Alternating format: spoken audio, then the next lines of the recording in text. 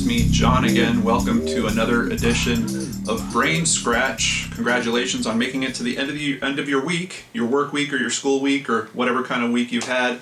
Here we are. Happy Friday. Hope you have a nice weekend. My brain is just in a complete twisted up knot right now. I have been researching the Zodiac Killer this week, getting ready for this episode for you, and I have to say there is just so much to look at. This is a case that occurred over 40 years ago. It is still unsolved. We can account for at least 7 murders done by the Zodiac Killer, but he's taking credit for 37 as of one of his last messages. For anyone not familiar with the Zodiac Killer, he is... It's weird because nowadays with all the superhero culture, like around my office, he's really like a super villain. He named himself the Zodiac. In some of the instances, or at least one instance in particular, he actually wore a hood, like a black executioner's hood that had a flap that kind of came down the front of the chest, and it actually had a logo just about where the Superman S would be of his diagram, which I'll bring up here real quick so you can see it. Actually, here's a picture. This is a drawn composite of what he supposedly looked like on this day, wearing his outfit. So, as you can see, it's a bit creepy. That in itself raises some questions because typically a murderer that is going to kill his victims isn't that worried about being seen by his victims because he knows that they're going to die. And the Zodiac Killer seemed to pick, at least initially in his career, he seemed to pick victims that were somewhat isolated. Most of his attacks occurred at night or under the cover of night. That changed, I think, a little bit during his last attack. And that's something else that is very odd about this whole case when you're kind of looking at it and trying to take it all in. Trying to profile this guy or understand what's motivating him to do these attacks gets relatively tough. He uses a gun in the first 2 attacks, but he's not that great, I guess. I mean, he killed 3 of the 4 people, but he did leave someone behind, essentially a witness, that he shot several times, but he did not kill the guy successfully. And then in the 3rd attack, all of a sudden he has a gun, but he's not using the gun to conduct the murders. Now he's using a knife. So I suppose maybe he thought that there would be some type of different thrill trying to use the knife instead of the gun. I'm just not sure. Then there's even a case where he was trying to attack a woman and her daughter. I believe they were traveling, and he flagged them down. He was behind them in a car, flagged them down, told them that their tire was wobbling, he'll fix it for them. He actually loosened the lug nuts, and as she tried to drive off, the wheel almost came completely off. Then he saved them again by saying, well, why don't you get in my car and we'll go get help. Instead of getting help, he drove them around for, I think, an hour to an hour and a half, and passed by several stops where they could have gotten help, so it really scared the mother, and at some point she took her daughter and made a run for it and went out and hid in the wilderness. He couldn't find them, so apparently he went back to their car and burned it. So it's very odd. Now you think about that, now he's using fire. Around all of this, he's also sending letters to press and to the police. He's almost an early version of a troll, like the way that he's trying to antagonize the authorities, the way he speaks to them in the letters. He's got this "I'm smarter than everyone else" thing that I think we see a lot with a lot of troll comments in modern social media. He is essentially a very early version of a troll, and all of it is seeking attention. He's actually demanding in certain letters that parts of his information be released, and it has to be on the front page. So it's very curious. Let's dive into this together. We're going to talk about the basics a little bit just so I can let you know about how some of the crimes went down. Then we're going to talk about where the investigation has gone since, and then at the end I will wrap it up with some of my thoughts and feelings, but I got to tell you, I'm a jumbled mess right now because there is just so much input to take in between all of his letters, all the different investigators that have worked on this, all their commentary. There has been dozens and dozens of books written on it, and some wacky stuff that's happening around that, which we'll touch on at the end. So he operated in Northern California. This is straight from Wikipedia. Links below in the description box as always for everything that I'm going to reference here. And I'm also going to include a few documentaries that I watched. I'll put a couple of the better documentaries down there. There's one in particular we're going to watch a clip from where it is basically all testimony from people that were there at the time, which I found great value in. But there's been a couple of documentaries where they're kind of just aiming after a new suspect, and those are a little hit or miss. But essentially, operating in Northern California in the late 60s, early 70s, he murdered victims in Berryessa, Vallejo, Lake Berryessa, and San Francisco between December of 68 and October of 69. So let's jump down and we will talk about the first attack. David Arthur Faraday, 17, and Betty Lou Jensen, 16, shot and killed on December 28, 1968, on Lake Herman Road within the city limits of Berryessa. Now, this one thing that seems common, at least with the first two attacks, is he tries to dispatch of the male first. This one, he pretty much killed the guy execution style. It looked like the male was coming out of the car. He put the gun right up, I think behind his ear actually, and shot him and killed him. I believe it was a single shot kill in that instance. And if I'm getting any of this wrong, please forgive me, just correct me in the comments, because I'm telling you, my brain is just a mashup of all these different cases right now. Then it seems like the female, Betty Lou, tried to run from the car, and essentially he shot her several times in the back as she was running away. I believe he used a .22 caliber weapon here, which is not a giant bullet, but obviously if you use enough of them or use it at close enough range, it's enough to do the job. So that was the first one. Also worth noting, this was at a Lover's Lane type area, a place where the kids would go and sit, park in their cars, turn on some music, and make out or do whatever kids are going to do together.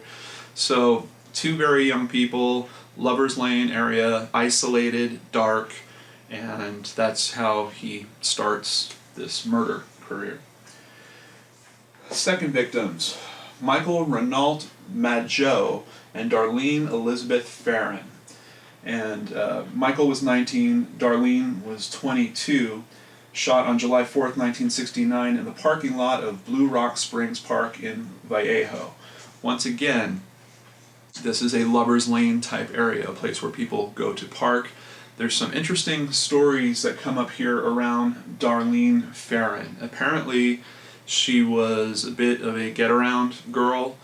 She was actually married at the time, and she was still going on dates with other people, and supposedly her husband knew that. And her husband, I think she was a waitress at a restaurant, and her husband was the cook or something like that. But for some reason, she was still able to go date other people. Amongst looking into information about this case, her name kind of comes up a lot. A lot of the connections that people are making to suspects, which we still don't know who the Zodiac Killer is, her name just keeps circulating around that circle. So it could be, well, we'll talk about my theories at the end. However, in this case, he used a bigger bullet, I believe, I want to say it was a .33, shot them several times. He actually shot Michael once again first, and several of the bullets passed through Michael and actually struck Darlene. I believe it was 5 shots. Then he walked away, heard moaning from Michael, went back and shot each of them 2 more times, which is pretty gruesome. Michael actually survives this. When the authorities arrive, they actually say that Darlene is still alive, but they're not able to get any information out of her. She dies shortly after. However, Michael lives on and has a nice full life. Here is a screenshot of him. And he says something kind of interesting that I'm just going to play for you here real quick, and we'll talk about in depth a little bit more later. That's all she said about it. He just does. She never mentioned his name, but she said something about Richard. I thought his name was Richard. I heard his name Richard. And I think that was his name, but she referred to him as Richard. Just keep that in mind. She referred to him as Richard. That was just something that kind of stuck in my brain when I first watched this. And we'll get back to that point a little later. Brian Calvin Hartnell, 20, and Cecilia Ann Shepard, 22, stabbed on September 27, 1969 at Lake Berryessa in Napa County. And this is the first time that he will show up in his costume with the hood and the logo on his chest. And this crime, once again, seems like this is not necessarily a lover's lane, but it does seem like he was profiling them as being a couple that was involved with each other. They were spending time on the shore of a lake on this little island that's not really an island, but it's an offshoot of land that has a land bridge that you can get to this spot on as long as the tide's low enough. And apparently the two were out there. The man was laying on his back, kind of looking up. She, Cecilia, was laying on his chest looking kind of this way, and she kept commenting about this man that was watching them.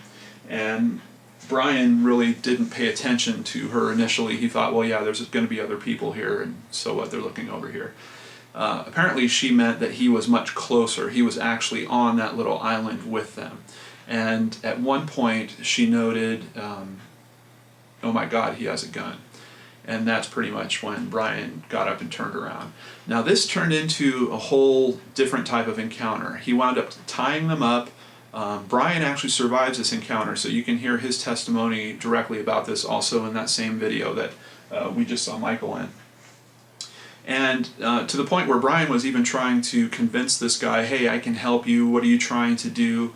At that point, the Zodiac Killer told him that he was an escaped convict. He just needed transportation and money.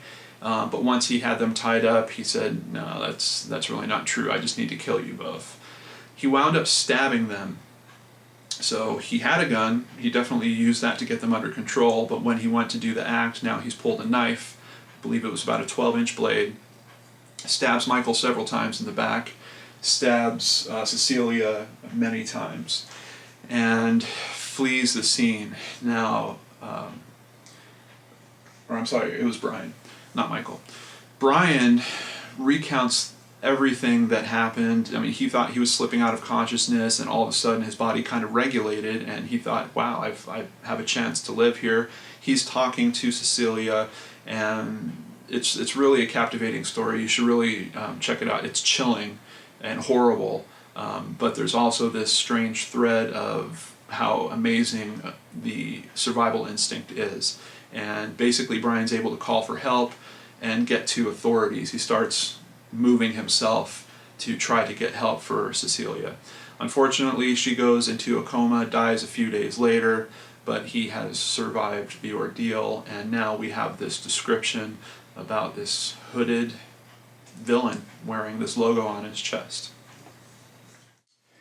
Paul Lee Stein was a cab driver who was shot and killed on October 11th, 1969 in the Presidio Heights neighborhood in San Francisco. Once again, this is a bit of a change. This is not a lover's lane situation. I believe this is also a single shot to the head. Almost looks a bit like a robbery. And there are 3 witnesses that actually see the Zodiac Killer from across the street. They're kind of high up in a house looking down, and from there we get the first composite sketch, which I'll go ahead and bring up a picture of right now. So now we at least know a bit more about him. White male, seems to be possibly around 30-ish, wears glasses, though we're not sure if they're dark glasses or clear frame glasses, but he's wearing some type of glasses. So finally we have a police drawing that can be distributed and people can start trying to look for him. What's unfortunate about this police drawing is if you look at a lot of photos from the late 60s and 70s, this look is kind of common. A lot of people wore glasses. It's not like nowadays where a lot of people are going to opt for contact lenses. That type of frame in particular, very popular then, still kind of popular nowadays. And the fact that he had kind of crew cut hair, that haircut never really seems to go away. So, but at least we have something, and they're able to try to start tracing him down using that. So those are the confirmed crimes that have actually been associated to the case. Outside of that, there was a murder that happened in Riverside, which he also, the Zodiac Killer, takes credit for in some of his letters, but for some reason the Riverside Police Department has not allowed it to be attached to this case properly, if I'm understanding this correctly, which is strange because he pretty much admits to it in one of the letters that he sends in. And the letters, in the most part, are very consistent in terms of how they're written. There's a lot of misspellings in them, but if you do some writing analysis on it, I believe that they all hold up, that you can tell that they're written by the same person, at least for the majority of the letters. I did find some notation that one of the letters was deemed a fraud, but that letter came way, way after the fact, like I think 8 or 9 years after these events. So, just if you're interested, there is a website called ZodiacKiller.com, and this is basically an amateur investigator, someone like myself, but he's been diving into this case for many, many years. I've seen different media that is talking about him, and in some cases he goes very hard after one person of interest, and then all of a sudden they don't seem to be as big topic anymore. He goes after another. But regardless, he does do a great job at collecting all the information that he's finding, putting it all together on his website. And in particular, I'm going to have a link down below for the letters. This is a very comprehensive list. It includes basically all the letters that are known from the Zodiac Killer. And honestly, these last 2 letters, I'm not positive if they're related to the Zodiac or not. The last one in particular, the handwriting does not look anything like the rest.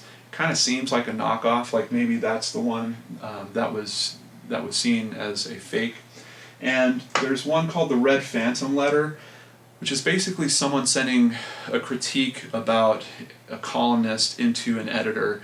And the writing doesn't really match up in the letter. The writing on the envelope looks kind of similar, but the message has nothing to do with murders, is taking credit for nothing. It really seems like, I just kind of question it myself. I'm not sure if it's really related to the case or not. So that's it for the basics. Now let's see what we have for theories.